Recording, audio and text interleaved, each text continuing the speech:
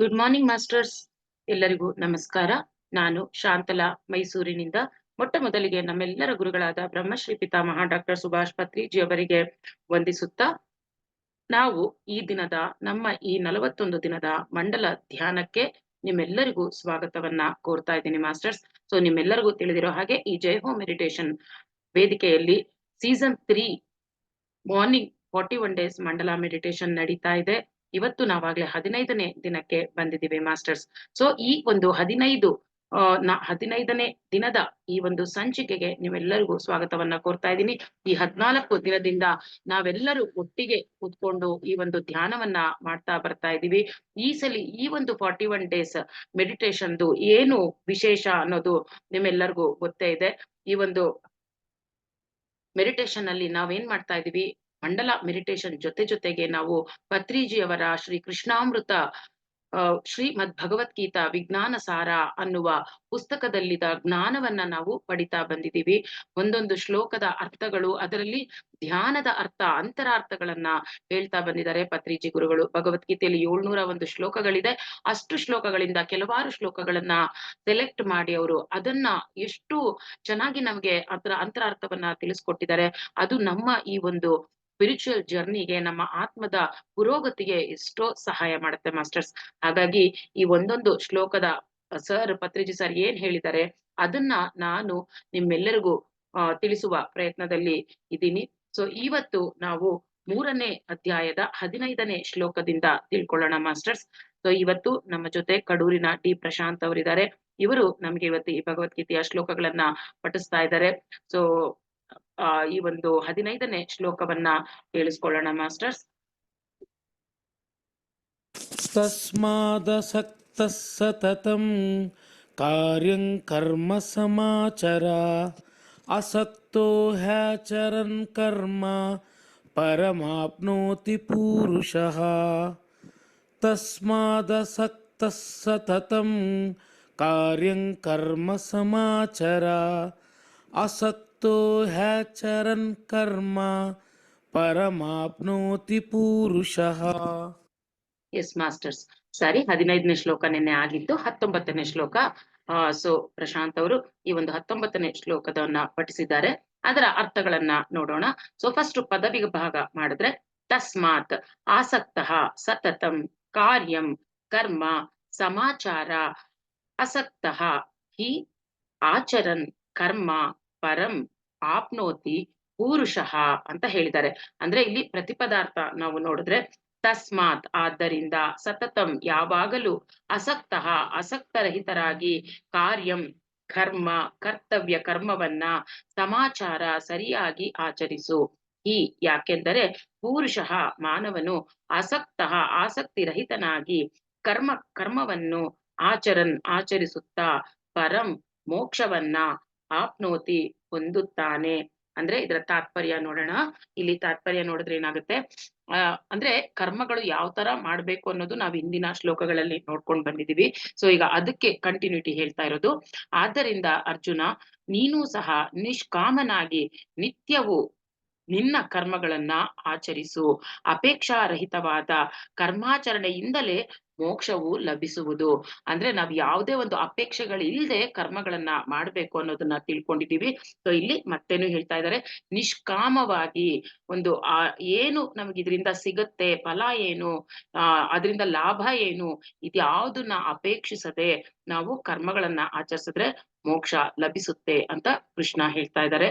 ಇಲ್ಲಿ ಧ್ಯಾನ ವಿವರಣೆ ನೋಡಿದಾಗ, ಮಾಡಬೇಕಾದುದು ವಿಷಯಾಸಕ್ತಿಗೆ ಒಳಗಾಗದೆ ಆಸಕ್ತಿ ರಹಿತವಾದ ಕರ್ಮಾಚರಣೆ, ಕರ್ತವ್ಯ ನಿರ್ವಹಣೆಗಾಗಿ ಕರ್ಮಾಚರಣೆ, ಸ್ವಾರ್ಥ ರಹಿತವಾದ ಕರ್ಮಾಚರಣೆ, ಜ್ಞಾನ ಸಹಿತವಾದ ಕರ್ಮಾಚರಣೆ, ಪ್ರಜಾ ರಕ್ಷಣೆಗಾಗಿ, ಧರ್ಮ ಪರಿರಕ್ಷಣೆಗಾಗಿ ಕರ್ಮಾಚರಣೆ, ಅಂತಿಮ ನಿಷ್ಕಾಮ ಅಂತಹ ನಿಷ್ಕಾಮ ಕರ್ಮಾಚರಣೆ ಮೋಕ್ಷಕ್ಕೆ ಮಾರ್ಗವಾಗುತ್ತದೆ ಅಂತ ಹೇಳ್ತಾ ಇದ್ದಾರೆ. ಅಂದ್ರೆ ನಾವು ಈ ಹಿಂದೆ ನೋಡಿದ್ವಿ, ಕರ್ಮಗಳನ್ನ ನಾವು ಯಾವಾಗ ಲೋಕ ಕಲ್ಯಾಣಕ್ಕಾಗಿ ಕರ್ಮಗಳನ್ನ ಮಾಡ್ತೀವೋ ಅದನ್ನು ನಾವು ಯಜ್ಞ ಅಂತ ಹೇಳ್ತೀವಿ. ಯಾವಾಗ ಲೋಕ ಕಲ್ಯಾಣಕ್ಕಾಗಿ ನಾವು ನಿಸ್ವಾರ್ಥವಾಗಿ ಏನು ಅಪೇಕ್ಷಿಸದೆ ಕೆಲಸಗಳನ್ನ ಮಾಡಿದಾಗ ನಮಗೆ ಏನು ಬರಬೇಕೋ ಅದು ಬರ್ತಾನೆ ಹೋಗುತ್ತೆ. ಸೊ ಹಾಗಾಗಿ ಇಲ್ಲಿ ಏನ್ ಹೇಳ್ತಿದ್ದಾರೆ, ಕರ್ಮಗಳನ್ನ ಮಾಡೋದು ಮುಖ್ಯ. ಯಾವ ತರ ಕರ್ಮಗಳನ್ನ ಮಾಡ್ಬೇಕು? ಕರ್ತವ್ಯ ನಿರ್ವಹಣೆಗಾಗಿ ಕರ್ಮಾಚರಣೆ ಮಾಡ್ಬೇಕು, ಸ್ವಾರ್ಥ ರಹಿತವಾದ ಕರ್ಮಾಚರಣೆ ಮಾಡ್ಬೇಕು, ಜ್ಞಾನ ಸಹಿತವಾದ ಕರ್ಮಾಚರಣೆ ಮಾಡ್ಬೇಕು, ಪ್ರಜಾ ರಕ್ಷಣೆಗಾಗಿ ಕರ್ಮಾಚರಣೆ ಮಾಡ್ಬೇಕು, ಧರ್ಮ ಪರಿರಕ್ಷಣೆಗಾಗಿ ಕರ್ಮಾಚರಣೆ ಮಾಡ್ಬೇಕು. ಅಂತಹ ನಿಷ್ಕಾಮ ಕರ್ಮಾಚರಣೆ ಯಾವಾಗ ಮಾಡ್ತೀವೋ ಅದೇ ಮೋಕ್ಷಕ್ಕೆ ಮಾರ್ಗವಾಗಿದೆ ಅಂತ ಹೇಳ್ತಾ ಇದ್ದಾರೆ. ಸೊ ನೆಕ್ಸ್ಟ್ 21ನೇ ಶ್ಲೋಕ, 3ನೇ ಅಧ್ಯಾಯದ 21ನೇ ಶ್ಲೋಕವನ್ನ ನೋಡೋಣ.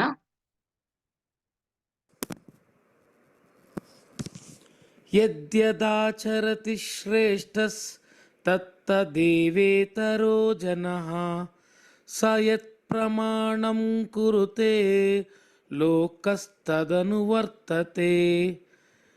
ಯದ್ಯದಾಚರತಿ ಶ್ರೇಷ್ಠಸ್ ತತ್ತದೇವೇತರೋ ಜನಃ ಸ ಯತ್ ಪ್ರಮಾಣಂ ಕುರುತೆ ಲೋಕಸ್ತದನುವರ್ತತೆ. ಎಸ್. ಸೊ ಇಲ್ಲಿ ಈ ಶ್ಲೋಕ ನೋಡಿದಾಗ ಇಲ್ಲಿ ಪದವಿಭಾಗಗಳನ್ನ ಮಾಡುವಾಗ ಯತ್ ಯತ್ ಆಚರತಿ ಶ್ರೇಷ್ಠಃ ತತ್ ಏವ ಇತರಃ ಜನಃ ಸಹ ಯತ್ ಪ್ರಮಾಣಂ ಕುರುತೆ ಲೋಕಃ ತತ್ ಅನುವರ್ತತೆ ಅಂತ ಹೇಳ್ತಾ ಇದ್ದಾರೆ. ಅಂದ್ರೆ ಇಲ್ಲಿ ಪ್ರತಿಪದಾರ್ಥ ನೋಡಿದ್ರೆ ಶ್ರೇಷ್ಠಃ ಉತ್ತಮನು, ಯತ್ ಯತ್ ಯಾವ ಯಾವ ವಿಧವಾಗಿ ಆಚರತಿ ಆಚರಿಸುತ್ತಾನೋ, ಇತರಃ ಇತರರು, ಜನಃ ಜನರು, ತತ್ತತ್ ಅದೇ ವಿಧವಾಗಿ, ಏವ ಮಾತ್ರವೇ, ಸಹ ಅವನು, ಯಶ್ ಯಾವುದನ್ನು, ಪ್ರಮಾಣವಾಗಿ ಕುರುತೆ ಮಾಡುತ್ತಿರುತ್ತಾನೋ, ಲೋಕಃ ಸಮಸ್ತ ಲೋಕವು, ತತ್ ಅದನ್ನೇ, ಅನುವರ್ತತೆ ಅನುಕರಿಸುತ್ತದೆ ಅಂತ ಪ್ರತಿಪದಾರ್ಥ. ಸೊ ಇಲ್ಲಿ ಓವರ್ ಆಲ್ ತಾತ್ಪರ್ಯ ನೋಡಿದ್ರೆ, ಶ್ರೇಷ್ಠ ಪುರುಷರು ಯಾವುದನ್ನು ಅನುಕರಿಸುತ್ತಾರೋ ಉಳಿದ ಜನರು ಸಹ ಅದನ್ನೇ ಅನುಕರಣೆ ಮಾಡುತ್ತಾರೆ. ಉತ್ತಮನು ಯಾವುದನ್ನು ಸರಿಯೆಂದು ಸ್ವೀಕರಿಸುವನೋ ಅದನ್ನೇ ಸಮಸ್ತ ಲೋಕವು ಸಹ ಸ್ವೀಕರಿಸುತ್ತೆ ಅಂತ ತಾತ್ಪರ್ಯ ಇದ್ರದ್ದು. ಸೊ ಇಲ್ಲಿ ಧ್ಯಾನ ವಿವರಣೆ ನೋಡಿದಾಗ ಉತ್ತಮರು ಮಾರ್ಗವನ್ನ ತೋರಿಸ್ತಾ ಇರ್ತಾರೆ. ಇಲ್ಲಿ ಯಾರು ಉತ್ತಮರು ಅನ್ನೋದನ್ನು ನಾವು ಹಿಂದಿನ ಶ್ಲೋಕಗಳಲ್ಲಿ ತಿಳ್ಕೊಂಡಿದ್ದೀವಿ. ಸೊ ಆ ಉತ್ತಮರು ಏನು ಮಾರ್ಗವನ್ನ ತೋರಿಸ್ತಾರೋ, ಮಾರ್ಗವನ್ನ ತೋರಿಸೋದೇ ಉತ್ತಮರು ಮಾಡುವಂತಹ ಕೆಲಸ. ಸೊ ಆ ಉತ್ತಮರು ತೋರಿಸಿರುವಂತಹ ಮಾರ್ಗವನ್ನು ಇತರರು ಅಂದ್ರೆ ಇನ್ನ ಅನುತ್ತಮರಾಗಿರ್ತಾರಲ್ಲ, ಅಂತಹವ್ರು ಏನ್ ಮಾಡ್ತಾರೆ, ಈ ಉತ್ತಮರು ಅಂದ್ರೆ ಶ್ರೇಷ್ಠರು ತೋರಿಸುವ ಮಾರ್ಗದಲ್ಲಿ ನಡೀತಾರೆ. ಉತ್ತಮರು ಯಾವುದಕ್ಕೆ ಪ್ರಾಧಾನ್ಯ ನೀಡುತ್ತಾರೋ ಸಮಸ್ತ ಲೋಕವು ಸಹ ಅದಕ್ಕೆ ಪ್ರಾಮುಖ್ಯತೆ ನೀಡುತ್ತದೆ. ಶ್ರೇಷ್ಠರು ಯಾವುದನ್ನು ಸರಿಯಾದುದೆಂದು ಸ್ವೀಕರಿಸುತ್ತಾರೋ ಲೋಕವೆಲ್ಲವೂ ಅದನ್ನೇ ಸರಿಯಾದುದೆಂದು ಸ್ವೀಕರಿಸುತ್ತದೆ. ಮಾನವನು ಪ್ರಧಾನವಾಗಿ ಅನುಕರಣಶೀಲನು. ಪ್ರಜೆಗಳು ನಾಯಕರನ್ನು, ಶಿಷ್ಯರು ಗುರುಗಳನ್ನು, ಮಕ್ಕಳು ದೊಡ್ಡವರನ್ನು ಅನುಕರಿಸುತ್ತಾರೆ. ಶ್ರೇಷ್ಠವಂತರಾದವರು ಮಾಡುತ್ತಿರುತ್ತಾರೆ, ಆದ್ದರಿಂದ ಅದು ಸರಿಯಾದುದೇ ಆಗಿರುತ್ತದೆ. ಅಂದ್ರೆ ಶ್ರೇಷ್ಠವಾದಂತಹವರು ಯಾರನ್ನ ನಾವು ಉತ್ತಮರಂತೀವೋ ಅವ್ರು ಏನ್ ಮಾಡ್ತಾರೋ ಅದು ಸರಿಯಾಗೇ ಮಾಡ್ತಾ ಇರ್ತಾರೆ ಅಂತ ನಾವು ಅದು ಸರಿಯಾಗಿರೋದೆ ಅಂತ ಅಂದ್ಬಿಟ್ಟು ಅವ್ರನ್ನೇನೆ ನಾವು ಫಾಲೋ ಮಾಡ್ತಾ ಇರ್ತೀವಿ. ಫಾರ್ ಎಕ್ಸಾಂಪಲ್ ನಾವೀಗ ಪತ್ರಿಜಿ ಗುರುಗಳು ಎಷ್ಟೆಷ್ಟು ಲೋಕ ಕಲ್ಯಾಣಕ್ಕಾಗಿ ಕೆಲಸಗಳನ್ನ ಮಾಡಿದ್ದಾರೆ, ಅದನ್ನ ನೋಡಿ ನಾವೇನ್ ಮಾಡ್ತಾ ಇದೀವಿ, ಅವ್ರನ್ನ ಫಾಲೋ ಮಾಡ್ತಾ ಇದೀವಿ. ಅವ್ರು ಕೊಟ್ಟಿರುವಂತಹ ಜ್ಞಾನವನ್ನ ನಾವು ತಗೊಂಡು ಮತ್ತೆ ಆ ಜ್ಞಾನವನ್ನ ಬೇರೆಯವ್ರಿಗೆ ತಿಳಿಸ್ಕೊಡ್ತಾ ಇದೀವಿ. ಈ ಧ್ಯಾನ ಅನ್ನುವ ಅದ್ಭುತವಾದ ಈ ಜ್ಞಾನವನ್ನ ನಮಗವರು ಪರಿಚಯಿಸಿದ್ದಾರೆ. ಹಾಗೆ ಯಾವುದು ಸರಿಯಾದುದು, ಹೇಗೆ ನಡ್ಕೋಬೇಕು, ನಾವು ಯಾವ ಕರ್ಮಗಳನ್ನ ಮಾಡ್ಬೇಕು, ಎಷ್ಟೋ ಪುಸ್ತಕಗಳನ್ನ ಓದಿ ಅವರು ನಮ್ಮ ಈ ಆತ್ಮದ ಪುರೋಗತಿಗೆ ಏನು ಮಾಡ್ಬೇಕು ಅದನ್ನೆಲ್ಲ ಹೇಳ್ಕೊಡ್ತಾ ಇದ್ದಾರೆ. ನಾವ್ ಅದನ್ನೇ ಫಾಲೋ ಮಾಡ್ತಾ ಇದೀವಿ. ಹೀಗೆ ಎಷ್ಟೋ ಜನ ಉತ್ತಮರು ಇದ್ದಾರೆ ಈ ಒಂದು ವಿಶ್ವದಲ್ಲಿ ಅಂತ ನಾವ್ ಹೇಳ್ಬೋದು. ನಮಗೆ ತಿಳಿದಿರೋ ಹಾಗೇನೆ ಎಷ್ಟು ಗುರುಗಳು ನಮ್ಮ ಭಾರತದಲ್ಲಿ, ಎಷ್ಟೋ ಭಾರತ ಒಂದೇ ಅಂತಲ್ಲ ಇಡೀ ಪ್ರಪಂಚದಲ್ಲಿ ಸಾಕಷ್ಟು ಉತ್ತಮರು ಇದ್ದಾರೆ. ಅವರು ಹೇಳಿರುವಂತಹ ಹಾದಿಯಲ್ಲಿ, ಅವರು ನಡ್ಕೊಂಡಂತಹ ಹಾದಿಗಳಲ್ಲಿ ನಾವು ನಡೀತಾ ಬಂದಾಗ ಜ್ಞಾನಾರ್ಜನೆ ಆಗುತ್ತೆ. ಆ ಉತ್ತಮರು ನಾವು ಅವ್ರನ್ನ ಜಸ್ಟ್ ಫಾಲೋ ಮಾಡ್ಬೇಕಷ್ಟೇ, ಉತ್ತಮರು ಏನ್ ಹೇಳಿದ್ದಾರೆ ಅಂತನ್ನೋದು. ಸೊ ಹಾಗಾಗಿ ಏನ್ ಹೇಳ್ತಾರೆ ಜನರಲ್ ಆಗಿ ಹಾಗೆ ಅಲ್ವಾ? ಲೋಕ ಏನು ಸ್ವೀಕಾರ ಮಾಡುತ್ತೆ, ಯಾರು ಉತ್ತಮರು ಏನನ್ನ ಹೇಳಿರ್ತಾರೋ ಅದನ್ನೇ ಸರಿಯಾದುದು ಅಂತ ಸ್ವೀಕಾರ ಮಾಡ್ತಾ ಇರುತ್ತೆ. ಸೊ ಹಾಗಾಗಿ ಪ್ರಜೆಗಳು ಹೇಗೆ ನಾಯಕರನ್ನ ಫಾಲೋ ಮಾಡ್ತಾರೆ, ಶಿಷ್ಯರು ಹೇಗೆ ಗುರುಗಳನ್ನ ಫಾಲೋ ಮಾಡ್ತಾರೆ, ಮಕ್ಕಳು ಹೇಗೆ ದೊಡ್ಡವರನ್ನ ಫಾಲೋ ಮಾಡ್ತಾರೆ, ಹಾಗೆ ಶ್ರೇಷ್ಠವಂತರಾದವರು ಮಾಡುತ್ತಿರುತ್ತಾರೆ, ಅದರಿಂದ ಅದು ಸರಿಯಾದದ್ದೇ ಆಗಿರುತ್ತೆ ಎಂದು ಅದನ್ನ ನಾವೇನ್ ಮಾಡ್ತೀವಿ, ಆಚರಣೆ ಮಾಡ್ತೀವಿ. ಯಾರು ಶ್ರೇಷ್ಠವಂತರು ಉತ್ತಮರು ಅಂತ ನಾವು ಹೇಳ್ತೀವೋ ಅವ್ರು ಏನ್ ಮಾಡಿರ್ತಾರೆ ಅದನ್ನ ನಾವು ಅನುಕರಿಸ್ತಾ ಇರ್ತೀವಿ. ಈಗ ಶ್ರೀಕೃಷ್ಣ ಆಗಿರಬಹುದು, ಈ ತರ ಎಷ್ಟೋ ಜನ ಮಾಸ್ಟರ್ಸ್ ನಾವು ನೋಡ್ಬೋದು. ಆ ಉತ್ತಮರು ಮಾಡಿರುವಂತಹದನ್ನ ಹೇಳಿರುವಂತಹದನ್ನ ನಾವು ಅನುಸರಿಸ್ತಾ ಇರ್ತೀವಿ. ಸೊ ಹಾಗಾಗಿ ಇದನ್ನ ಇನ್ನೊಂದ್ ಏನ್ ಹೇಳ್ತಾರೆ ಪತ್ರಿಜಿಯವರು ಅಂದ್ರೆ, ಪ್ರಾಣಿಗಳನ್ನ ಎಷ್ಟೋ ಜನ ಬೆಳೆಸ್ತಾ ಇರ್ತೀವಲ್ವಾ? ಈಗ ಎಷ್ಟೋ ಜನ ನೋಡಿರ್ಬೋದು, ಎಷ್ಟೋ ಜನ ಪ್ರಾಣಿಗಳನ್ನ ಬೆಳೆಸ್ತಾ ಇರ್ತಾರೆ. ಆ ಪ್ರಾಣಿಗಳು ಏನ್ ಮಾಡುತ್ತೆ, ಬೆಳೆದಿರೋ ಆ ಒಂದು ಯಾರ್ ಮನೇಲಿ ಬೆಳೀತಾ ಇರುತ್ತಲ್ಲ, ಆ ಪ್ರಾಣಿಗಳು ಅಲ್ಲಿ ಮನೆಯಲ್ಲಿ ಯಾರು ಬೆಳೆಸ್ತಾ ಇರ್ತಾರೋ, ಮಾನವರು ಅವ್ರ ಸುತ್ತು ಯಾರಿರ್ತಾರೋ ಅವ್ರನ್ನೇ ಸ್ವಲ್ಪ ಅನುಕರಿಸ್ತಾ ಇರುತ್ತೆ ಆ ಪ್ರಾಣಿಗಳು ಸಹ. ಸೊ ಅಂತಹ ಪ್ರಾಣಿಗಳು ಯಾರು ಇವಾಗ ಒಂದು ಹಸು ಇರ್ಬೋದು, ಒಂದು ನಾಯಿನೇ ಇರ್ಬೋದು, ಬೆಕ್ಕೆ ಇರ್ಬೋದು, ಎಷ್ಟೋ ಜನ ಅವ್ನ್ ಸಾಕ್ತಾ ಇರ್ತಾರಲ್ಲ, ಅದ್ರ ನೆಕ್ಸ್ಟ್ ಜನ್ಮ ಖಂಡಿತನು ಮಾನವ ಜನ್ಮನೇ ಆಗಿರುತ್ತೆ ಆ ಪ್ರಾಣಿಗಳದು ಅಂತ ಹೇಳ್ತಾರೆ ಪತ್ರಿಜಿಯವರು. ಸೊ ಪ್ರಾಣಿಗಳನ್ನು ಬೆಳೆಸುವಾಗ ಮಾನವನನ್ನು ಅವು ಅನುಕರಿಸಿ ತದನಂತರ ಜನ್ಮದಲ್ಲಿ ಮಾನವ ಜನ್ಮವನ್ನ ಪಡೆಯುತ್ತವೆ. ನಾವು ಶ್ರೇಷ್ಠವರಾದಾಗ ನಮ್ಮ ಸುತ್ತಮುತ್ತಲಿನವರು ಸಹಜದ ರೀತಿಯಲ್ಲೇ ನಮ್ಮಿಂದ ಪ್ರಭಾವಿತರಾಗುತ್ತಾರೆ. ಯಾವಾಗ ನಾವು ಶ್ರೇಷ್ಠವಾಗಿ ಜೀವಿಸ್ತೀವಿ, ಯಾವಾಗ ನಾವು ಉತ್ತಮರಾಗಿ ಜೀವಿಸ್ತೀವಿ, ಆಗ ಅದು ಆಟೋಮೆಟಿಕ್ ಆಗಿ ನಮ್ಮ ಸುತ್ತು ಇರುವವರು ನಮ್ಮಿಂದ ಪ್ರಭಾವಿತರಾಗುತ್ತಾರೆ. ಅಭಿವೃದ್ಧಿ ಪಥದಲ್ಲಿ ಮುಂದೆ ಮುಂದೆ ಸಾಗುತ್ತಾ ಇರುತ್ತಾರೆ. ನಮ್ಮಲ್ಲಿನ ಶ್ರೇಷ್ಠರು ಎಲ್ಲರಿಗೂ ಆದರ್ಶವಾಗುವುದು ಪ್ರಕೃತಿ ಸಹಜವಾದ ವಿಷಯವಾಗಿದೆ. ಅಂದ್ರೆ ಇದು ತುಂಬಾ ಪ್ರಕೃತಿ ಸಹಜವಾದ ವಿಷಯ. ನಮ್ಮಲ್ಲಿ ಏನಾದ್ರು ಒಂದು ಇದೆ, ಒಂದು ಶ್ರೇಷ್ಠತೆ ಇದೆ ಅಂತಂದಾಗ ಅದು ಖಂಡಿತ ಎಲ್ಲರಿಗೂ ಆದರ್ಶಮಯವಾಗುತ್ತೆ. ಇದು ಪ್ರಕೃತಿಯ ಸಹಜ ಧರ್ಮ. ಹಾಗಾಗಿ ನಾವೆಲ್ಲಾನು ಈ ಶ್ರೇಷ್ಠತೆಯನ್ನ ಪಡಿಬೇಕು. ಉತ್ತಮರಿಂದ ನಾವು ಪಡೆದು ನಾವು ಸಹ ಒಂದು ಶ್ರೇಷ್ಠರಾಗಿ ಜೀವಿಸುವುದನ್ನ ಕಲಿಬೇಕು. ಆಗ ನಿಜವಾಗ್ಲೂ ನಮ್ಮ ಆತ್ಮದ ಪುರೋಗತಿ ಸಹ ಆಗುತ್ತೆ. ನೆಕ್ಸ್ಟ್ 3ನೇ ಅಧ್ಯಾಯದ 22ನೇ ಶ್ಲೋಕವನ್ನ ನೋಡೋಣ ಮಾಸ್ಟರ್ಸ್. ನ ಮೇ ಪಾರ್ಥಾಸ್ತಿ ಕರ್ತವ್ಯನ್ ತ್ರಿಷು ಲೋಕೇಶು ಕಿಂಚನ ನಾನವಾಪ್ತಮವಾಪ್ತವ್ಯಂ ವರ್ತ ಏವ ಚ ಕರ್ಮಣಿ. ನ ಮೇ ಪಾರ್ಥಾಸ್ತಿ ಕರ್ತವ್ಯನ್ ತ್ರಿಷು ಲೋಕೇಶು ಕಿಂಚನ ನಾನವಾಪ್ತಮವಾಪ್ತವ್ಯಂ ವರ್ತ ಏವ ಚ ಕರ್ಮಣಿ. ಎಸ್ ಮಾಸ್ಟರ್ಸ್, ಇಲ್ಲಿ ಪದವಿಭಾಗ ಮಾಡಿದ್ರೆ ಈಗ ನ ಮೇ ಪಾರ್ಥ ಅಸ್ತಿ ಕರ್ತವ್ಯಂ ತ್ರಿಷು ಲೋಕೇಶು ಕಿಂಚನ ನ ಅನವಾಪ್ತಂ ಅವಾಪ್ತವ್ಯಂ ವರ್ತ ಏವ ಚ ಕರ್ಮಣಿ.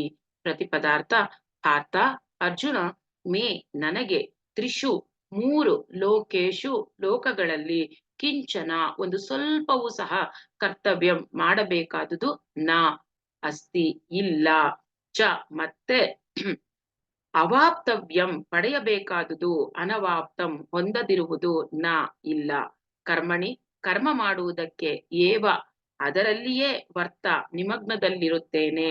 ಅಂದ್ರೆ ಇಲ್ಲಿ ತಾತ್ಪರ್ಯ ಏನು ಅಂದ್ರೆ, ಅರ್ಜುನ, ಕೃಷ್ಣ ಹೇಳ್ತಾ ಇರೋದು ಅರ್ಜುನಂಗೆ, ಅರ್ಜುನ ನನಗೆ ಈ 3 ಲೋಕಗಳಲ್ಲಿಯೂ ಮಾಡಬೇಕಾಗಿರುವ ಕೆಲಸ ಎಂಬುದು ಯಾವುದೂ ಇಲ್ಲ, ಮತ್ತೆ ಹೊಂದದಿರುವುದು ಸಹ ಏನೂ ಇಲ್ಲ.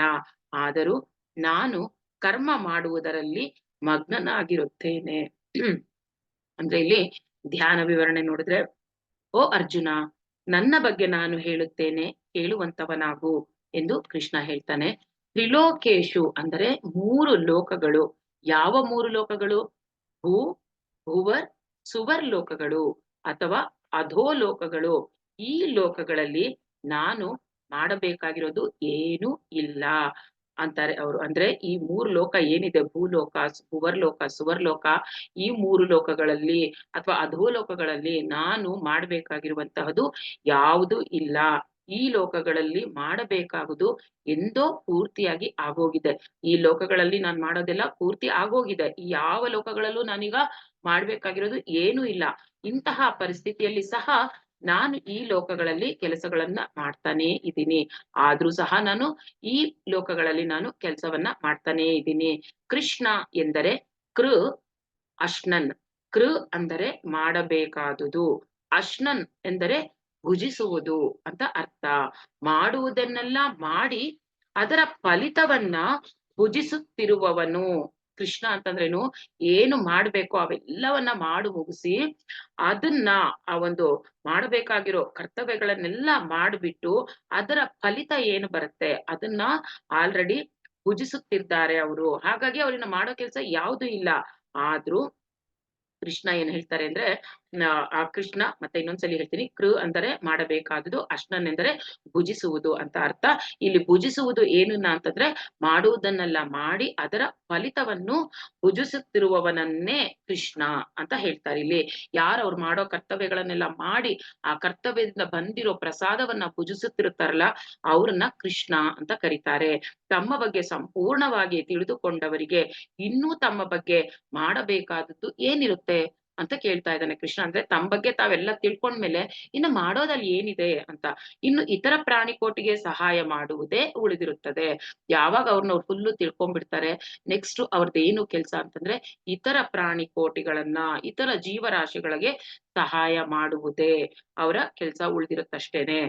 ತಮ್ಮನ್ನು ತಾವು ತಿಳಿದುಕೊಂಡವರು ಇನ್ನು ಲೋಕ ಕಲ್ಯಾಣಕ್ಕಾಗಿನೇ ಅಂಕಿತರಾಗಿರ್ತಾರೆ. ಯಾರು ತಮ್ಮನ್ನು ತಾವು ಪೂರ್ತಿಯಾಗಿ ತಿಳ್ಕೊಂಡಿರ್ತಾರೋ ಅವರ ನೆಕ್ಸ್ಟ್ ಕೆಲ್ಸ ಏನು? ಲೋಕ ಕಲ್ಯಾಣಕ್ಕಾಗಿಯೇನೆ ಅವರು ಅಂಕಿತರಾಗಿರುತ್ತಾರೆ. ಇದೇ ಪತ್ರಿಜಿ ಅವರು ಮಾಡಿದ್ದು. ಎಲ್ಲ ಆದ್ಮೇಲೆ ಅವ್ರು ಏನ್ ಮಾಡಿದ್ರು? ಅವರ ಒಂದು ಕರ್ಮಗಳು ಏನೆಲ್ಲ ಮಾಡಿದ್ರು ಅದೆಲ್ಲ ಲೋಕ ಕಲ್ಯಾಣಕ್ಕಾಗಿನೇ ಇತ್ತು. ಸೊ PSSF ಮಾಸ್ಟರ್ಸು ಸಹ ಎಷ್ಟೋ ಜನ ಈ ನಿಟ್ಟಿನಲ್ಲಿ ತಮ್ಮನ್ನ ನಾವು ತಿಳ್ಕೊಂಡು, ತಮ್ಮ ಉದ್ದೇಶವನ್ನ ತಿಳ್ಕೊಂಡು ಈಗ ಏನ್ ಪ್ರಚಾರ ಮಾಡ್ತಾ ಇದಾರೆ, ಏನ್ ಮಾಡ್ತಾ ಇದಾರೆ ಅಂದ್ರೆ ಲೋಕ ಕಲ್ಯಾಣಕ್ಕಾಗಿನೇ ಅಂಕಿತರಾಗಿದ್ದಾರೆ. ಸೊ ಪ್ರತಿಯೊಬ್ಬರೂನು ಇದನ್ನ ತಿಳ್ಕೊಂಡು ನಮ್ಮ ಸ್ವಾರ್ಥವನ್ನ ಬಿಟ್ಟು, ಬರೀ ನಾನು, ನನ್ನದು, ನಮ್ಮ ಮನೆ, ನನ್ನ ಸಂಸಾರ, ನನ್ನ ಮಕ್ಕಳು ಇಷ್ಟೇ ಜಂಜಾಟದಲ್ಲಿ ಇರೋದಕ್ಕೆ ನಾನು ಯಾಕೆ ಬಂದಿದ್ದೀನಿ, ನಾನು ನನ್ನ ಜನ್ಮದ ಉದ್ದೇಶ ಏನು, ನಾನ್ ಯಾರು, ಇದನ್ನೆಲ್ಲ ತಿಳ್ಕೊಂಡಾಗ ನಾವು, ಯಾವಾಗ ನಾವು ಫುಲ್ಲು ನಾವು ಆತ್ಮಜ್ಞಾನವನ್ನ ತಿಳ್ಕೊಂತೀವಿ, ಆಗ ಖಂಡಿತ ಗೊತ್ತಾಗುತ್ತೆ ನಾವು ಬಂದಿರುವುದು ಈ ಲೋಕ ಕಲ್ಯಾಣಕ್ಕಾಗಿ. ಲೋಕ ಕಲ್ಯಾಣಕ್ಕೆ ನಾವು ಅಂಕಿತರಾಗಬೇಕು ಅನ್ನೋದು ನಾವು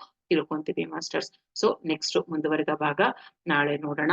ಸೊ ಇವತ್ತು ಅದ್ಭುತವಾಗಿ ನಮ್ಮ ಜೊತೆ ಇದ್ದು ಈ ಭಗವದ್ಗೀತೆಯ ಶ್ಲೋಕಗಳನ್ನು ಪಠಿಸಿದ ಕಡೂರಿನ ಟಿ ಪ್ರಶಾಂತ್ ಅವರಿಗೆ ಆತ್ಮಪೂರ್ವಕ ಕೃತಜ್ಞತೆಗಳನ್ನ ಸಲ್ಲಿಸುತ್ತೀನಿ. ಹಾಗೆ ಪ್ರಶಾಂತ್ ಅವರು ನನ್ನ ತಮ್ಮ ಕೂಡ. ಸೊ ಹಾಗಾಗಿ ನನಗೆ ಇನ್ನ ಹೆಮ್ಮೆ ಅನಿಸುತ್ತೆ ಹೇಳ್ಕೊಳ್ಳೋಕೆ. ತುಂಬಾ ಅದ್ಭುತವಾಗಿ ಹೇಳ್ತಾರೆ ಅವರು ಸಹ ಹಾಡುಗಳನ್ನೆಲ್ಲ. ಸೊ ಇವತ್ತು ಅವರು ನಮ್ಮ ಈ ವೇದಿಕೆಯಲ್ಲಿ ಭಗವದ್ಗೀತೆಯನ್ನ ಬಂದು ಪಠಿಸಿರೋದು ನನಗೆ ತುಂಬಾ ಸಂತೋಷ ಆಗಿದೆ. ಸೊ ಮಾಸ್ಟರ್ಸ್ ಈಗೆಲ್ಲ ಧ್ಯಾನಕ್ಕೆ ಬಿಡಿ. ಹೊಸದಾಗಿ ಯಾರು ಇವತ್ತೇ ಧ್ಯಾನಕ್ಕೆ ಬಂದಿರೋರಿದ್ರೆ, ಸ್ಪೆಕ್ಸ್ ಹಾಕೊಂಡಿದ್ರೆ ಸ್ಪೆಕ್ಸ್ ತೆಗ್ದಿಟ್ಬಿಡಿ. ಕಣ್ಣುಗಳನ್ನ ಹಗುರವಾಗಿ ಮುಚ್ಕೊಳ್ಳಿ. ಕೈಗಳನ್ನ ಬೆರಳೊಳಗೆ ಬೆರಳು ಹಾಕೊಂಡು ಕೂಡಿಸ್ಕೊಳ್ಳಿ. ಕಾಲ್ಗಳನ್ನ ಕ್ರಾಸ್ ಮಾಡ್ಕೊಳ್ಳಿ. ನೆಲದ ಮೇಲೆ ಕೂತಿರೋರಾದ್ರೆ ಸುಖಾಸನದಲ್ಲಿ ಕುಳಿತುಕೊಳ್ಳಿ ಮಾಸ್ಟರ್ಸ್. ಯಾವುದೇ ರೀತಿ ಆಲೋಚನೆಗಳು ಬೇಡ. ನಾವು ಮಾಡ್ತಾ ಇರೋದು ಆನಾಪಾನಸತಿ ಧ್ಯಾನ. ಆನ ಅಂದ್ರೆ ಒಳಹೋಗುವ ಉಸಿರು, ಅಪಾನ ಅಂತಂದ್ರೆ ಹೊರಹಾಕುವ ಉಸಿರು. ಸಹಜವಾದ ಉಸಿರಾಟದೊಂದಿಗೆ ಕೂಡ್ಕೊಂಡಿರುವುದೇ ಸತಿ. ಸೊ ಕಣ್ಣು ಮುಚ್ಚಿದಾಗ ನಾನಾ ರೀತಿಯ ಆಲೋಚನೆ ಬರ್ತಾನೆ ಇರುತ್ತೆ. ಆಲೋಚನೆಗಳ ಹಿಂದೆ ಹೋಗೋದು ಬೇಡ. ಸಹಜವಾಗಿ ನಡೆಯುತ್ತಿರುವ ಶ್ವಾಸದೊಂದಿಗೆ ನಾವಿದ್ದಾಗ ಬೇರೆ ಯಾವುದೇ ರೀತಿ ಆಲೋಚನೆಗಳು ನಮಗೆ ಬರಲ್ಲ ಮಾಸ್ಟರ್ಸ್. ಸೊ ಬಾಯಲ್ಲಿ ಮೌನ, ಮನಸ್ಸಿನಲ್ಲಿ ಶೂನ್ಯ ಇದ್ರೆ ಮಾತ್ರ ನಾವು ಅದನ್ನ ಧ್ಯಾನ ಅಂತ ಕರಿತೀವಿ.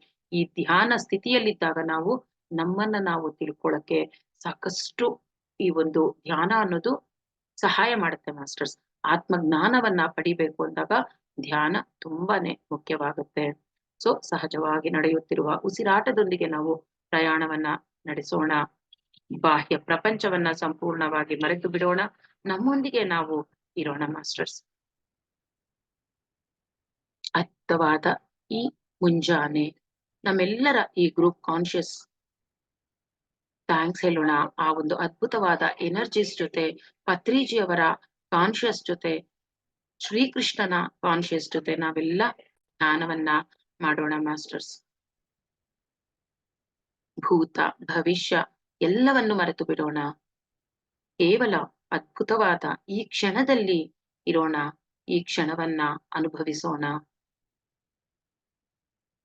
ಯಾವುದೇ ನಾಮ ಜಪ ಬೇಡ, ಮಂತ್ರ ಜಪ ಬೇಡ, ಕೇವಲ ಶ್ವಾಸವೆಂಬ ಗುರುವಿನ ಜೊತೆ ಇರೋಣ.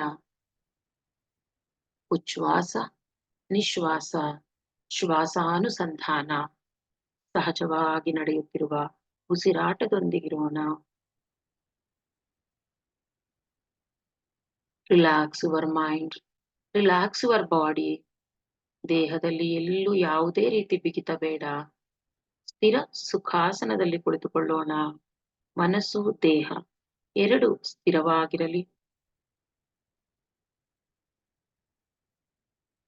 ಯಾವ ಆಲೋಚನೆನೂ ಬೇಡ, ಕೇವಲ ಶ್ವಾಸ, ಶ್ವಾಸಾನುಸಂಧಾನ, ಆತ್ಮಾನುಸಂಧಾನ.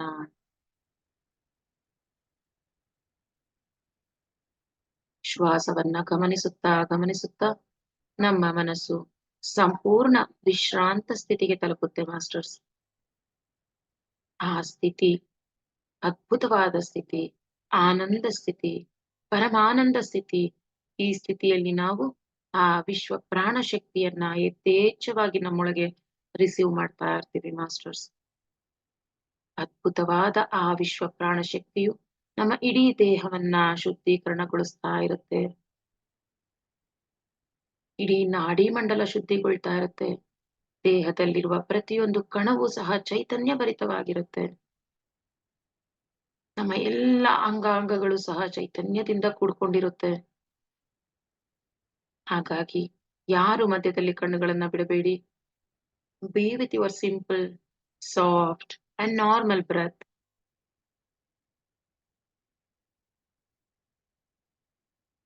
ಧ್ಯಾನದಿಂದ ಜ್ಞಾನ, ಜ್ಞಾನದಿಂದ ಮುಕ್ತಿ.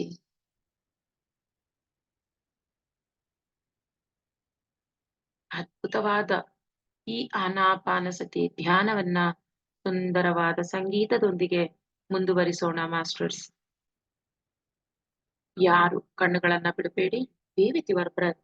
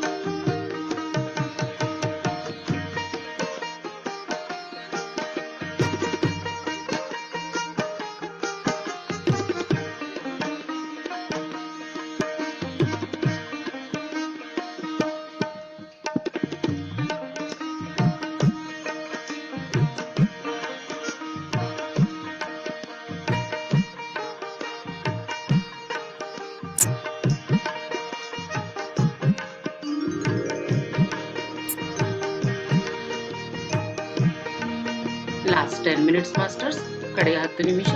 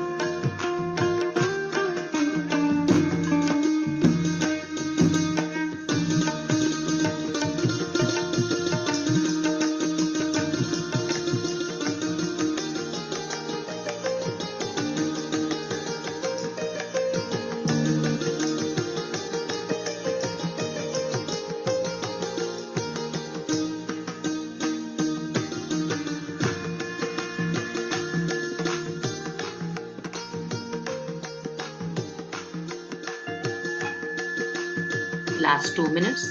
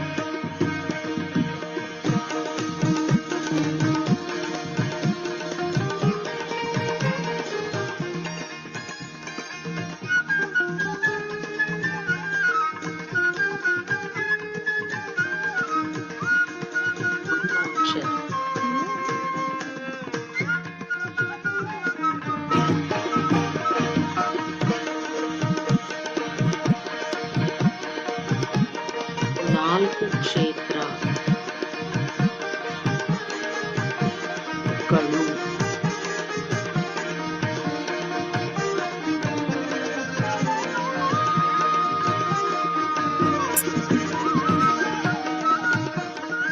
ಆತ್ಮಜ್ಞಾನಿ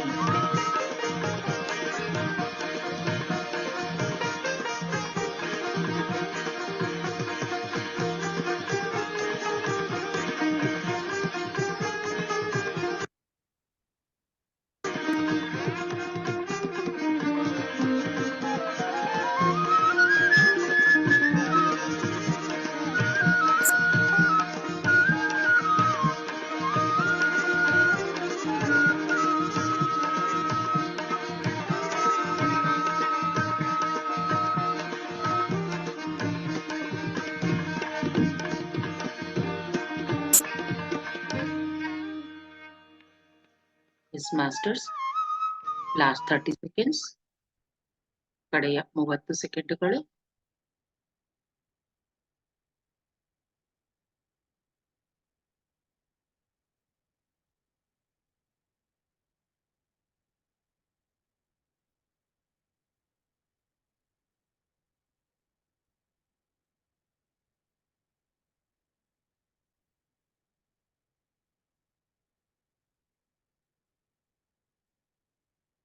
ಮಾಸ್ಟರ್ಸ್, ನಿಧಾನವಾಗಿ ಎಲ್ಲರೂ ನಿಮ್ಮ ಸಹಜ ಸ್ಥಿತಿಗೆ ಬಂದ್ಬಿಡಿ.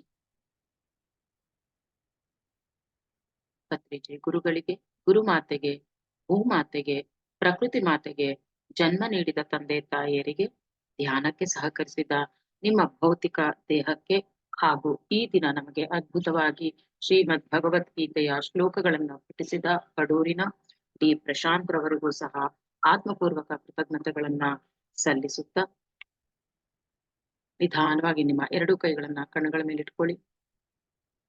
5 4 3 2 1 0. ಹಗುರವಾಗಿ ಕಣ್ಣುಗಳನ್ನ ಬಿಡ್ತಾ ನಿಮ್ಮ ಎರಡು ಕೈಗಳನ್ನ ಸುಂದರವಾದ ಮುಗುಳ್ನಗೆಯೊಂದಿಗೆ ನೋಡ್ಕೊಳ್ಳಿ ಮಾಸ್ಟರ್ಸ್. ಅದ್ಭುತವಾದ ನಿಮ್ಮೆಲ್ಲರ ಈ ಮುಂಜಾನೆಯ ಧ್ಯಾನಕ್ಕೆ ಚಪ್ಪಾಳೆಗಳು ಮಾಸ್ಟರ್ಸ್. ಓಕೆ ಮಾಸ್ಟರ್ಸ್, ಸೊ ಇವತ್ತು ನಾವು 15ನೇ ದಿನ ಈ ಒಂದು 41 ದಿನದ ಮಂಡಲ ಧ್ಯಾನವನ್ನ ನಮ್ಮ ಈ ಗ್ರೂಪ್ ಎನರ್ಜೀಸ್ ಜೊತೆ ಒಟ್ಟಿಗೆ ಕೂತ್ಕೊಂಡು ಈ ಮುಂಜಾನೆ 15 ದಿನಗಳ ಒಂದು ಮಂಡಲ ಮೆಡಿಟೇಷನ್ ಅಲ್ಲಿ 15 ದಿನಗಳನ್ನ ಕಂಪ್ಲೀಟ್ ಮಾಡಿದ್ವಿ. ಸೊ ಇನ್ನ ಉಳಿದ ದಿನಗಳನ್ನು ಸಹ ಎಲ್ಲರೂ ಬಂದು ಭಾಗವಹಿಸಿ ಎಲ್ಲರೂ ಒಟ್ಟಿಗೆ ಕೂತ್ಕೊಂಡು ಈ ಮಂಡಲ ಮೆಡಿಟೇಷನ್ ಅನ್ನ ಅತ್ಯದ್ಭುತವಾಗಿ ಮುಗಿಸೋಣ ಮಾಸ್ಟರ್ಸ್. ಈಗಾಗಲೇ ಸಾಕಷ್ಟು ಜನ ನಿಮ್ಮ ಫೀಡ್ಬ್ಯಾಕ್ ನ ಕೊಡ್ತಾ ಇದ್ದೀರಾ, ಎಷ್ಟು ಟ್ರಾನ್ಸ್ಫಾರ್ಮೇಶನ್ ಆಗಿದೆ ನಿಮ್ಮಲ್ಲಿ ಅಂತ ತುಂಬಾ ಜನ ಶೇರ್ ಮಾಡ್ಕೊಂಡಿದ್ದೀರಾ. ತುಂಬಾ ಖುಷಿ ಆಯ್ತು ಆ ಎಲ್ಲಾ ಫೀಡ್ಬ್ಯಾಕ್ ನ ನೋಡ್ತಾ. ಲಾಸ್ಟ್ 41 ಡೇಸ್ ಆದ್ಮೇಲೆ ನಿಮ್ಮೆಲ್ಲರಿಗೂ ಅದ್ಭುತವಾದ ಅವಕಾಶ ಖಂಡಿತ ಕೊಡ್ತೀನಿ. ನಿಮ್ಮ ಎಕ್ಸ್ಪೀರಿಯನ್ಸ್ ನ ಶೇರ್ ಮಾಡ್ಕೋಬಹುದು. ಯಾಕೆಂದ್ರೆ ಮಾರ್ನಿಂಗ್ ಎಲ್ಲಾ ಎಕ್ಸ್ಪೀರಿಯನ್ಸಸ್ ತುಂಬಾ ಶೇರ್ ಮಾಡ್ಕೊಳಕ್ ಟೈಮ್ ಕೊಟ್ರೆ ನಮ್ಮ ಅಮೂಲ್ಯವಾದ ಸಮಯ, ಇಲ್ಲಿ ಎಷ್ಟೋ ಜನ ಆಚೆ ಹೋಗೋರು ಇರ್ತಾರೆ, ಕೆಲ್ಸಕ್ಕೆ ಹೋಗೋರು ಇರ್ತಾರೆ. ಸೊ ಹಾಗಾಗಿ ನಾವು ಇದಕ್ಕೆ ಅಂತಾನೆ ಪರ್ಟಿಕ್ಯುಲರ್ ಆಗಿ ಒಂದು ಸೆಷನ್ ನ ಇಟ್ಕೊಳ್ಳೋಣ. ನಿಮ್ಮೆಲ್ಲರ ಒಂದು ಅಮೂಲ್ಯವಾದ ಆ ಒಂದು ಎಕ್ಸ್ಪೀರಿಯನ್ಸಸ್ ನ ಖಂಡಿತ ತಗೊಳ್ತೀನಿ ಮಾಸ್ಟರ್ಸ್. Thank you. ಮತ್ತೆ ನಾಳೆ ಭೇಟಿಯಾಗೋಣ.